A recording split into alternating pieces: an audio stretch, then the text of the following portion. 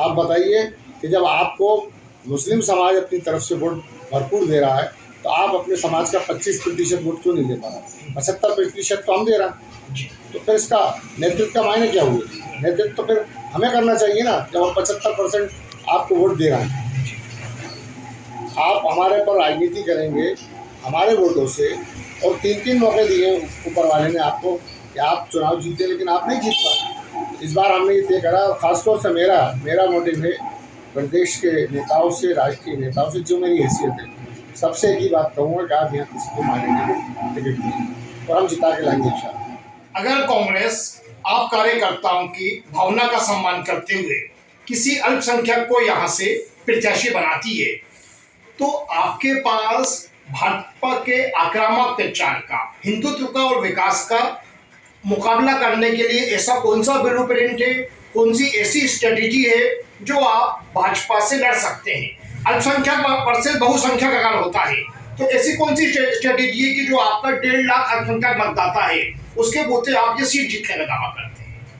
देखिए, आपने जो बात कही कि उनके पास बहुत सारी चीज़ें हैं जिससे ध्रुवीकरण हो जाता है, तो हमारे पास भी एक विज़न है, हमारे पास एक मिशन है कि भारत की एकता के लिए हम क्या कर सकते हैं। और जो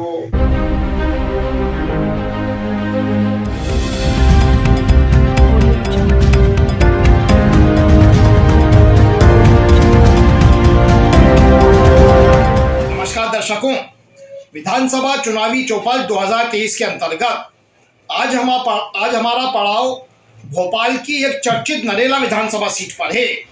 चर्चित कहने का मौजू ये है कि वर्तमान में यहाँ के sitting MLA Bharatiya Janata party के कद्दावर मंत्री विश्वास सारंग जी हैं, और कांग्रेस इस सीट को जीतने के लिए एड़ी चोटी का जोर लगा रही है। परंतु यहाँ पे एक एंगल में ट्विस्ट आ गया है। ट्विस्ट आने का मतलब ये है कि यहाँ का कांग्रेस कार्यकर्ता डिमांड कर रहा है कि 2 बार यहाँ से बहुसंख्यक समाज का प्रत्याशी था, 3 बार बहुसंख्यक समाज का प्रत्याशी था, अब किसी अल्पसंख्यक यानी मुसलमान प्रत्याशी को मौका मिलना चाहिए। वहीं कांग्रेस सिर्फ वेट एंड वॉच की नीति को निर्वहन कर रही है, और उसका कहना है कि हम देख रहे हैं। यहाँ पे हमारे साथ न केवल नरेला विधानसभा क्षेत्र के अपितु भोपाल के वरिष्ठ कांग्रेसी, दमंग कांग्रेसी, यहाँ के पार्षद रियाज भाई हैं, जिनको रियाज मौलाना भी कहते हैं, और हम इनसे जानने की कोशिश करेंगे कि जो नरेला विधानसभा में चल रहा है इसका चलने का ट्विस्ट क्या है। रियाज भाई, आपका स्वागत है। जी रियाज भाई, जिस तरह से नरेला को लेकर बड़ी चर्चाएं चल रही हैं, नरेला विधानसभा क्षेत्र में अल्पसंख्यक भी बहुत असरदार मात्रा में है, लेकिन कांग्रेस एक तरीके से शायद भोपाल से 3 संभावित मुसलमानों को टिकट नहीं देगी। क्यों नहीं देगी साहब? जब हम पूरी ताकत से, तादाद से 70 से 80% वोट कांग्रेस को करते हैं तो हमारा अधिकार है, क्योंकि हम यहाँ पर 1,30,000 से अधिक मतदाता हैं, और हम पिछले 3 विधानसभाओं में ये देख चुके हैं कि 3 बार बहुसंख्यक समाज के लोगों को टिकट मिला और वो चुनाव हारे। क्योंकि जिस समाज से आप बिलोंग करते हैं, जिस समाज के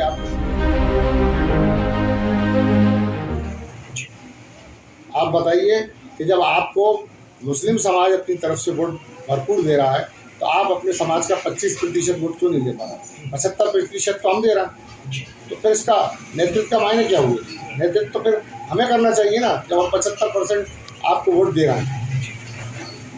आप हमारे पर राजनीति करेंगे हमारे वोटों से, और 3 मौके दिए ऊपर वाले ने आपको कि आप चुनाव जीते, लेकिन आप नहीं जीत पाए। इस बार हमने ये तय करा, और ख़ासतौर से मेरा मोटिव है प्रदेश के नेताओं से, राष्ट्रीय नेताओं से, जो मेरी हैसियत है, सबसे एक ही बात कहूँगा कि आप यहाँ किसी को मारेंगे टिकट नहीं, और हम जिता के लाएंगे इंशाल्लाह।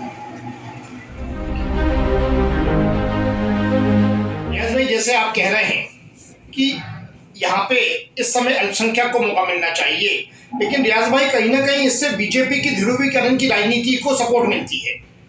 ये आपका कहना गलत है, क्योंकि पिछले बार भी भोपाल के अलावा भी मध्य प्रदेश कांग्रेस कमेटी ने 7 या 6 टिकट दिए थे, जिसमें से 5 जीत के आए थे। शहीद अहमद साहब, हाजी साहब, ये सब तमाम लोग उस वक्त के जीते हुए उम्मीदवार हैं। ऐसा नहीं है और ध्रुवीकरण तो देखिए, देश जब से आज़ादी के मुकाम पर पहुंचा है, जब से ही भारतीय जनता पार्टी ध्रुवीकरण, आरएसएस ध्रुवीकरण का काम कर रही है, और वो उनका तरीका है, वो राजनीति करने का तरीका है, उनको राजयोग के अंदर उनका एक फॉर्मेट है जिसपे वो उनको करना ही है, लाजिम है वो।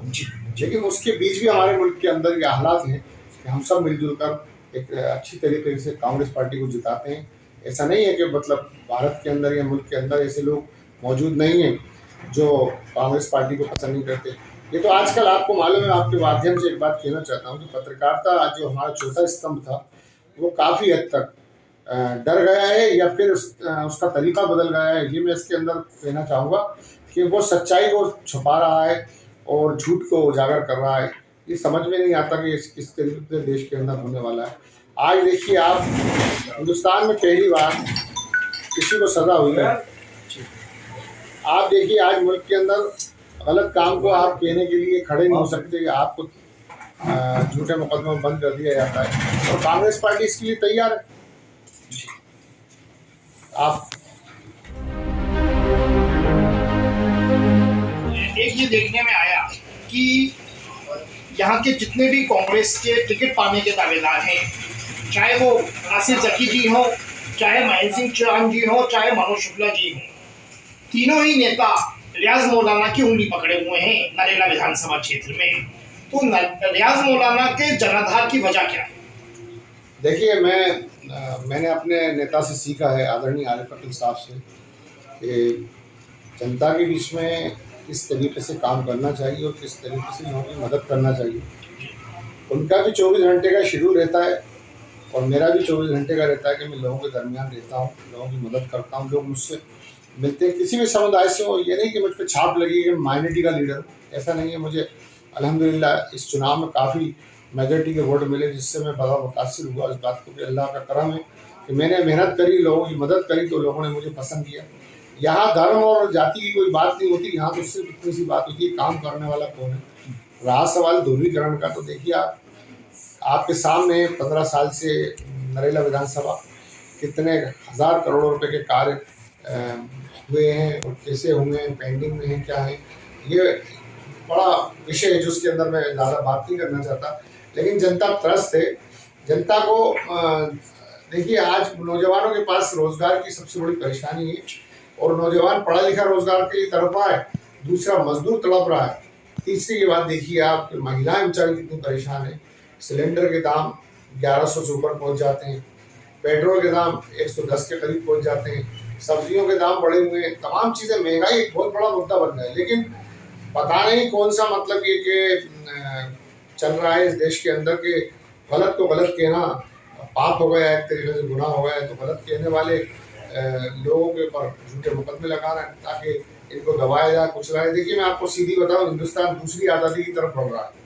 आप इस बात को मेरी नोट करना, और ये बात बहुत बड़ी बात कर रहा हूँ छोटे मुँह से, कि हिंदुस्तान दूसरी आज़ादी की तरफ बढ़ रहा है। क्योंकि तो पहले हमारी लड़ाई थी घोड़ों से, अब चोरों से। अगर कांग्रेस आप कार्यकर्ताओं की भावना का सम्मान करते हुए किसी अल्पसंख्यक को यहाँ से प्रत्याशी बनाती है, तो आपके पास भाजपा के आक्रामक प्रचार का, हिंदुत्व का और विकास का मुकाबला करने के लिए ऐसा कौन सा ब्लूप्रिंट है, कौन सी ऐसी स्ट्रेटेजी है जो आप भाजपा से लड़ सकते हैं? अल्पसंख्यक वर्सेस बहुसंख्यक अगर होता है, तो ऐसी कौन सी स्ट्रेटेजी है कि जो आपका 1.5 लाख अल्पसंख्यक मतदाता है उसके बूते आप ये सीट जीतने का दावा करते हैं?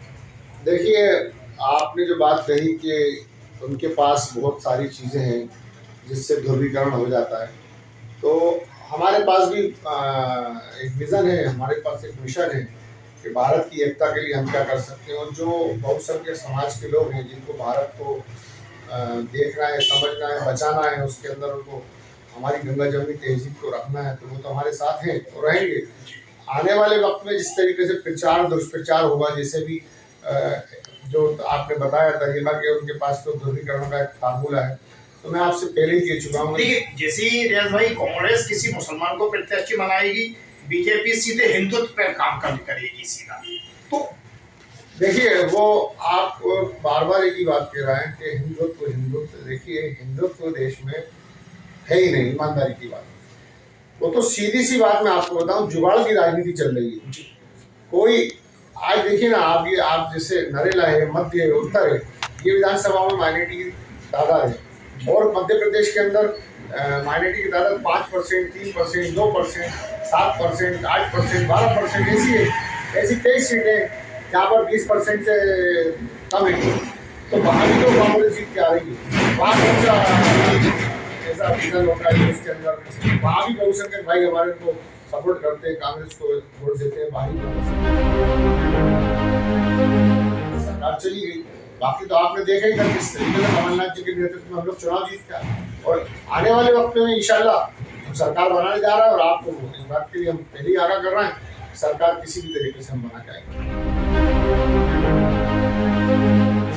जब नरेला विधानसभा क्षेत्र में रियाज भाई हैं, तो बाहर का अल्पसंख्यक प्रत्याशी आता है और वो यहाँ से चुनाव लड़ने के लिए एक तरीके से जद्दोजहद कर रहा है। 3 साल से कंटिन्यू वो फील्ड में है।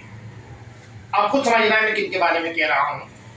तो क्या आखिर रियाज भाई क्यों आगे नहीं आए?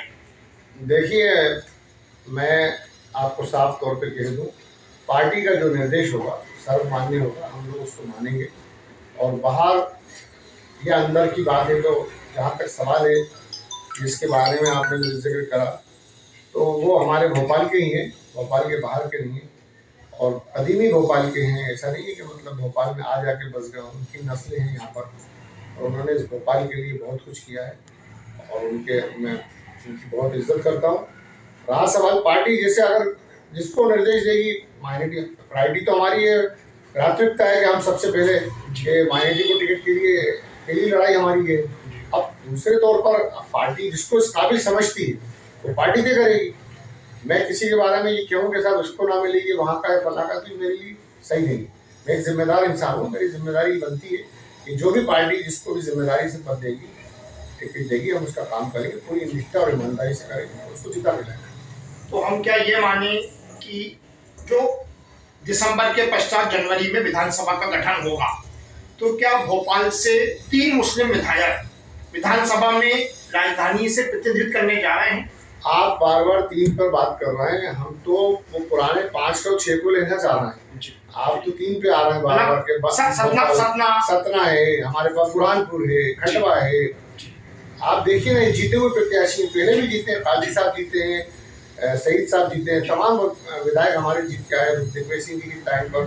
तो ये कोई, हम तो 3 की बात ही नहीं करते। 7 दे 8 दे कांग्रेस पार्टी, क्योंकि इससे एक मैसेज और जाएगा कि जो भारत के अंदर जो चल रहा है कि देश में एक माहौल बना रखा है कि सामाजिक ताना बाना, वो खत्म करना है। कांग्रेस का तो मूल सिद्धांत है, कांग्रेस की तो डेफिनेशन यही है कि मुल्क के सभी लोगों को लेकर चलना। अच्छे प्रत्याशियों को टिकट दिए जाएंगे, ऐसा नहीं है कि जिनको टिकट देना है तो वो किसी नेता के उसके बल पे आ जाए या अपने पैसे के बल पे आ जाए। कांग्रेस तो छान रही है अच्छी तरीके से, और अच्छी तरीके से छान के ही टिकट देगी।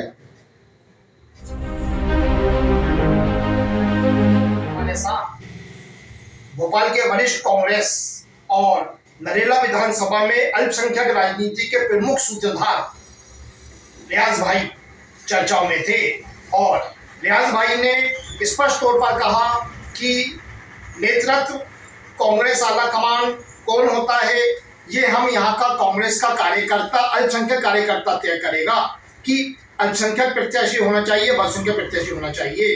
एक प्रकार से रियाज भाई पूरे कॉन्फिडेंस में हैं, और इनका कहना है कि अगर कांग्रेस किसी अल्पसंख्यक प्रत्याशी को किसी एक पर्टिकुलर, रियाज भाई किसी एक पर्टिकुलर कार्यकर्ता का नाम नहीं बोलते, लेकिन कहते हैं किसी भी एक कार्यकर्ता को कांग्रेस जो अल्पसंख्यक समाज से हो टिकट देते हैं, क्योंकि हमारा हक है। मध्य प्रदेश में सर्वाधिक मात्रा में अल्पसंख्यक मतदाता इसी क्षेत्र में है, तो निश्चित रूप से यह हमारा हक है, और कांग्रेस को इस बार किसी अल्पसंख्यक समाज के व्यक्ति को टिकट देना चाहिए। निश्चित रूप से अब जब विधानसभा चुनाव को मात्र 6 से 7 माह का समय बचा है, तो ये लड़ाई, विशेषकर नरेला विधानसभा की लड़ाई और रोचक मोड़ पर पहुंचती जा रही है। हमारे लिए इस रिपोर्ट को कवर करा कैमरा पर्सन साद अली, सहयोगी अनुराग अग्रवाल के साथ मैं गोहर खान, खबर लाइव। धन्यवाद।